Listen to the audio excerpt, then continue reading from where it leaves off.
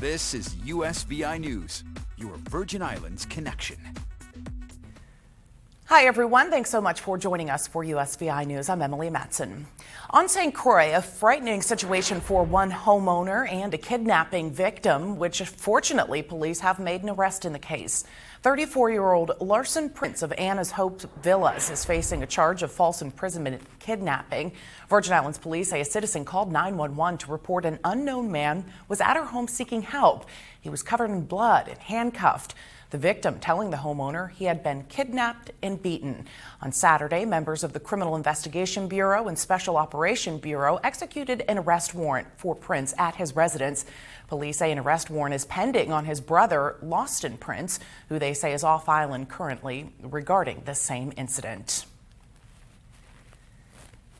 There's a street addressing initiative about to get underway beginning on St. John. The initiative will provide a clear, logical, and easy to navigate system of street addresses throughout the territory. The Director of Geospatial Information Systems, or GIS, spoke about the initiative during this week's Government House news briefing. It's an exciting time at the Office of Lieutenant Governor as we're entering the territory-wide phase of the street addressing initiative. For those who don't know, the Street Addressing Initiative is a project initiated by the Office of Lieutenant Governor to create a nationally standardized address scheme for the entire territory. That is all the major islands, outlying keys that have roads, as well as the street signage that goes along with those street names. We have entered the territory-wide phase through grant funding that was allotted to the Office of Lieutenant Governor through the Virgin Islands Housing Finance Authority's Community Development Block Grant Fund. So we were able to attain $5.09 million to complete the entire territory. That is for the addressing as well as for the actual physical signage that is going up. So we are thankful to the Housing Finance Authority for helping us walk through that process that we finally approved. Now for the first part of the territory-wide phase is we're going to complete St. John. So St. John will be the first island in the Virgin Islands that will have a standardized addressing system, but as well as a historic milestone, whereas we will be the first Caribbean island to have an entire addressing scheme from town to tip, the entire island, not just in the townships, and as well as the first American territory to have a fully addressed scheme. So that puts the Virgin Islands on definitely an escalating level of improvements in our critical infrastructure. And this Thursday on St. John, GIS will hold a launch meeting at the Legislative Hall in Cruz Bay. Stakeholders and residents are invited to get information about the project, how it's going to work, and how you can participate. It's this Thursday, again at 7 p.m. This week, the Office of Management and Budget will continue the distribution of Social Security stipend checks to eligible residents. The $500 checks are being made available to seniors and those who are on disability through American Rescue Plan Act funds to help people out from the economic hardship stemming from the COVID-19 pandemic. To get your check, here's what you need to know.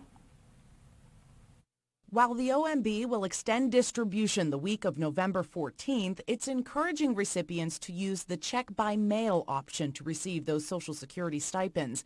To do so, send an email to arpa@omb.vi.gov with SSA stipend in the subject line and provide the following information you see on your screen: your name, the last 4 digits of your Social Security number, phone number, and correct address. On St. Croix, the OMB will resume issuing checks November 14th through the 18th from 9 o'clock in the morning until 4 p.m. with an alphabetical drive-through process at the Agriculture Fairgrounds. On your screen is which day you should head to the fairgrounds to get your check based on your last name. And distribution will continue as scheduled on St. Thomas, November 14th through the 18th from 9 o'clock in the morning until 5 p.m. at the Schneider Regional Medical Center front parking lot. On St. John, the checks continue to be available at the St. John Administrator's Office, but again, the OMB is now urging retirees to use the mail option. The $500 payment will be issued to about 22,000 Social Security recipients who are seniors or disabled adults. And Government House is asking on St. Croix that you don't line up early before 9 a.m. as that caused a backlog in traffic. So show up at 9 a.m. or if you're able to make it later in the day, that will be perfect. They're trying to get them distributed as expeditiously as possible. And as we begin a new week, COVID-19 case counts remain steady and have actually decreased since the end of last week when there were about 70 cases territory-wide, according to the VI Department of Health, though there are currently 43 active COVID cases throughout the territory, with 31 on St. Croix, 12 active cases on St. Thomas, and still no active cases on St. John. The updated Moderna COVID-19 vaccine booster used in the U.S. generates significantly higher protection against the two Omicron subvariants compared to its earlier booster. The company says this conclusion comes from a study of more than 500 people across all age ranges. The group was vaccinated with an original series of shots, boosted with Moderna's original vaccine, then boosted months later with the bivalent version. Moderna says all people had a 15-fold increase in Omicron, BA4, and BA5 antibody levels compared to pre-booster levels. The CDC says the BA5 strain makes up about 30% of all new COVID infections throughout the nation.